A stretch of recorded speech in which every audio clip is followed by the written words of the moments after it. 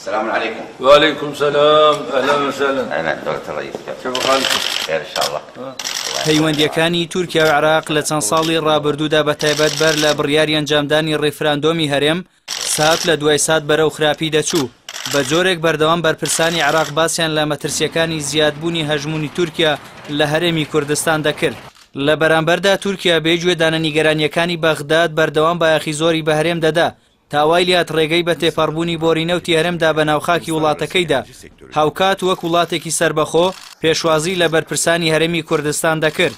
بەڵام دوای ڕیفراندۆمەکەی 25 ئەیلولی ساڵی ڕابردووی هەرێمی کوردستان پەیوەندیەکانی ئەو دوو وڵاتە پێینایە قۆناغێکی نوێوە چونکە هەردوو لە هاوڕابوون لەسەر دژایەتیکردنی ڕیفراندۆم.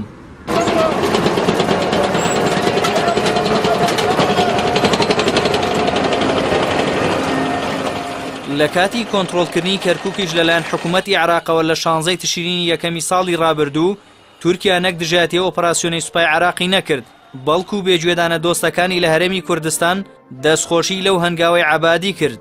هاوکات تورکیا لەگەڵ حکوومەتی عێراق گەیشتە ڕێکەوتن بۆ کردنەوەی دەواازەیەکی سنووری نوێ لە نێوان هەردوو وڵاتدا کە تەنها لە ژێر کۆنتڕۆڵی حکوومەتی عێراقدا بێت.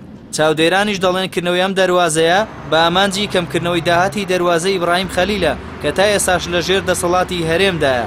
دوایین گۆڕانکاریش لە بەرەو پێشچوونی پەیوەندیەکانی تورکیا و عێراقدا ئەوەیە کە هەردوو لا باسی ئۆپراسیۆنی سەربازی هاوبەشدژی کورد دەکەن. ئەمەش دوای کۆبوونەوەی سوپاسالاری هەردوو لاو ڕێکەوتنیان لە سەرنجامدانی ئۆپراسیۆنێکی سەربازی هاوبەش دژی پارتی کرێکارانی کوردستان لە هەر یەک لە چیاکانی قەندیل و شەنگال لە هەرێمی کوردستاندا.